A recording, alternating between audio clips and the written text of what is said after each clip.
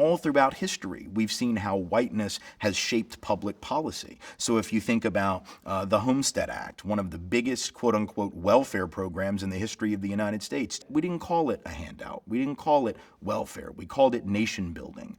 In the 1930s and 40s, the FHA programs, the VA loans in the 40s and 50s, the GI Bill, all of these programs which were in theory open to everyone, but in practice racially restricted to whites almost exclusively, we didn't call those handouts. We didn't call that welfare. We called that good macroeconomic policy and the building of a middle class. What it did was create opportunities for white working class and lower middle class folks in terms of housing, in terms of job access, in terms of schooling, that were completely closed off to everyone else. And here we are, 100 years later, 50 years later, 30 years later, living with the legacy of that inequality, none of which has been uprooted, even with the progress that we've made. Because when you have people who have a huge head start, they're able to pass down those advantages to their kids and to their kids and to their kids. And so those disparities actually end up, in terms of wealth and assets, end up growing over time.